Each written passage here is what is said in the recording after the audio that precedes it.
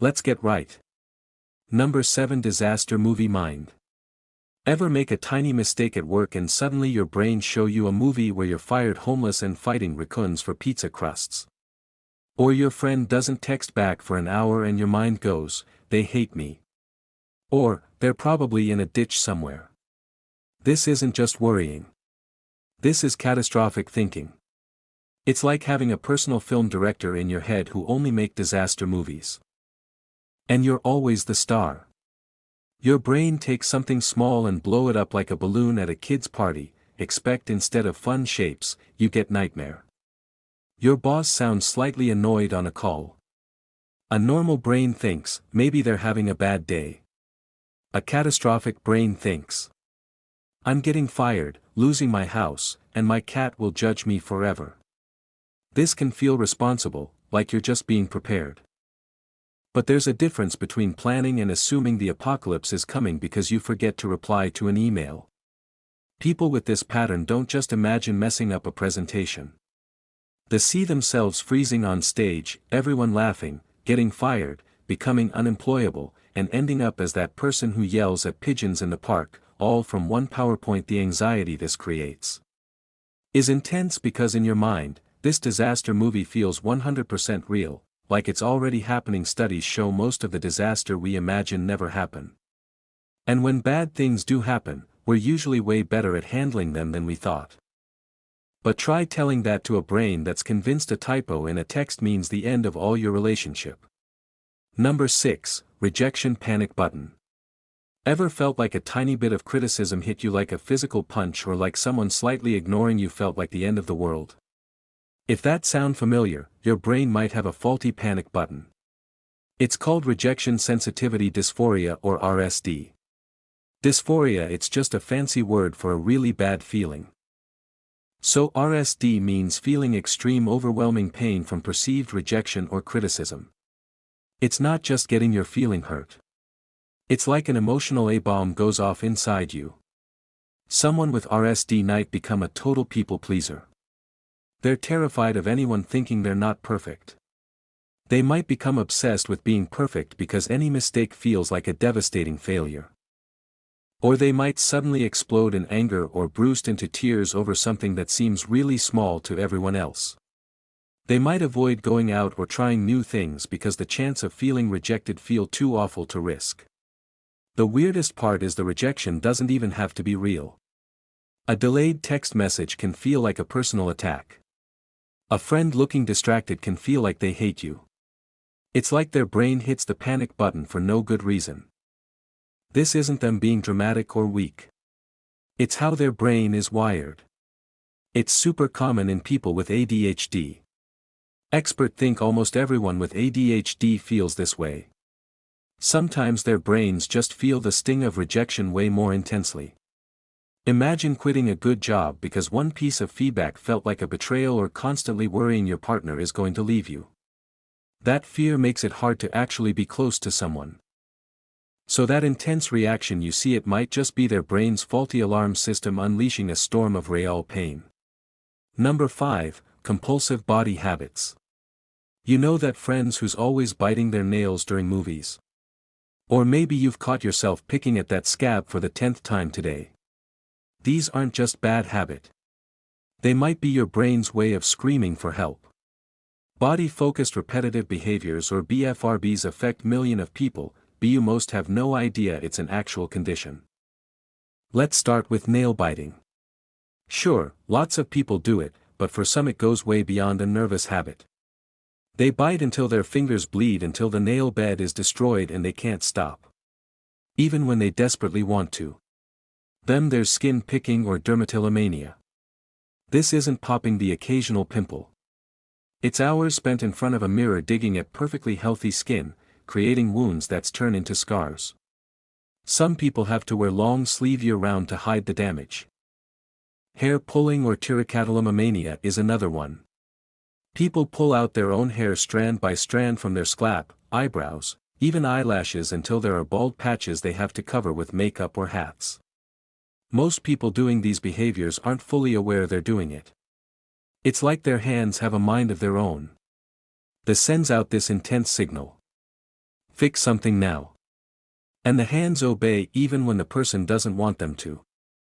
During the act, there's often a strange sense of satisfaction, like scratching an itch you can't reach. But afterwards, shame, guilt, physical pain, and the cycle starts all over again. These behaviors often get worse during stress or anxiety. It's the brain-twisted way of trying to cope, like it's saying, I feel uncomfortable, so let's create physical discomfort I can control. BFRBs are often linked to anxiety disorders, OCD or past trauma. The brain gets stuck in a loop it can't break out of. Your brain is just trying to cope in the only way it knows how. The good news is there's help available. But first, you have to recognize it's more than just a bad habit. It's a sign that something deeper needs attention. Number 4, trapped by rituals. Some people have to touch the doorknob exactly 3 times before leaving. Or maybe they arrange their desk item in perfect symmetry every single morning. We all have little quirks. But for some people these aren't just preferences. They're urgent, screaming demands from the brain that feel impossible to ignore. This is the hidden world of OCD control rituals. This isn't about being near or organized. It's about feeling like something catastrophic will happen if you don't perform a specific action. The rituals becomes the brain's desperate attempt to shut down that terror. It's like having an invisible electric fence around you.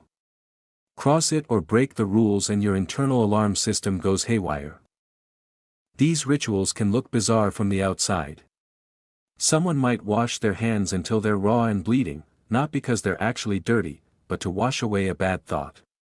Others check lock dozens of times. Convinced one missed check means disaster. Some people spend hours rereading a single page. They're terrified they missed a crucial detail that could have awful consequences. One person might need every item on their nightstand perfectly aligned before they can sleep. Otherwise, a wave of unbearable dread washes over them. These behavior might seem strange, but for the person doing them they feel absolutely necessary. The truly maddening part is the relief these rituals provide almost never lasts. The anxiety come roaring back, often demanding the rituals be performed again, maybe even more elaborately next time. It's a cruel cycle that can eat up hours of someone's day. The brain believes if I do this, the bad thing won't happen, but it's a trick. The ritual itself becomes the problem. This isn't a choice. It's not just being particular. It's the brain alarm system misfiring. Desperately trying to regain control in a world that suddenly feels terrifyingly unsafe. Number 3, when joy disappears. Ever bite into your absolute favorite food and it tastes like cardboard? Or your best friend tell you they got engaged and instead of excitement, you feel nothing? You might think you're just tired. Or maybe you've matured. This emotional flatlining has a name, anhedonia. It's when activities that used to make you happy just don't anymore. Picture this, your brain has a joy circuit. When something good happens, this circuit lights up with chemicals like dopamine. You feel that warm, fuzzy feeling. But with anhedonia, that circuit is broken. You go to a party where everyone's laughing. You know you should be having fun, but you feel like you're watching through a window. There are 2 types. Social anhedonia is when hanging out with people feels empty. Your friends invite you out and it feels like a chore. Physical anhedonia is when physical sensation lose their spark. Anhedonia isn't its own illness. It's a core symptoms of several mental health conditions, especially major depressive disorder. It can also show up in anxiety disorders and after long periods of stress. So, if life's pleasures have packed their bags and left, it's not being difficult. It's a sign that something deeper might be going on. Number 2, the reassurance trap. Imagine the need for an "are you sure" echoes in your head over and over, never fully satisfied by the answer. This is excessive reassurance seeking. It's like having an anxiety alarm that only a constant stream of "yes, you're okay" can temporarily silence. You send a text message. No immediate reply. Instead of assuming they're busy, your brain screams, "They're mad at me. I said something wrong." So you ask your friend if they're mad at you. They say no, for a fleeting moment, relief, but then the doubt creeps back. You think, what if they're just saying that maybe I should ask again just to be really sure? This isn't about getting new information. Often the person asking already knows the answer or has been told it multiple times. It's about trying to get rid of a deeply uncomfortable feeling of anxiety or uncertainty. The problem is its trap. The more you seek reassurance, the more your brain relies on it to feel calm. They might repeatedly confess minor wrongdoing from years ago, hoping to be told it's okay. Or they might spend hours Googling symptoms. They're often in genuine distress, caught in loop, where the only temporary relief comes from an answer that never truly sticks. Number 1, frozen by choices. Ever spent 45 minutes scrolling through Netflix without watching anything or stood in the cereal aisle so long that security started giving you weird looks? This isn't just being indecisive. This is decision paralysis. And it's your brain's way of screaming that something deeper is going on. Picture this: you're at a restaurant, seeking reassurance that a common headache isn't a brain tumor. Each reassurance provides a tiny hit of relief which then reinforces the seeking behavior, making the urge to ask again even stronger next time that anxiety spikes. It's a vicious cycle there about prolonging the questioning until a satisfying threshold of reassurance is hit. But that threshold is like a mirage. It keeps moving. The waiter asks what you want. A simple question, but your brain turns into a supercomputer running every possible disaster scenario. What if the pasta is cold? What if the chicken gives you food poisoning? What if you pick wrong and everyone judges you? Ordering lunch just became a life or death situation in your head. People with decision paralysis aren't just picky. Their brain are stuck in a loop, desperately trying to avoid the wrong choice. It's not attention-seeking, it's a compulsive behavior often seen in anxiety disorders and obsessive-compulsive disorders. The brain is desperately trying to get certainty in an uncertain world. But the quest for 100% certainty is endless, and it can be incredibly draining for the people around them. Imagine being asked the same question dozens of times a day. The reassurance seeking isn't trying to be annoying. They're waiting for the perfect feeling of certainty that never comes. So, they freeze. Sometimes for hours, sometimes for days, sometimes they just let other people decide everything for them. This isn't limited to small stuff like what socks to wear.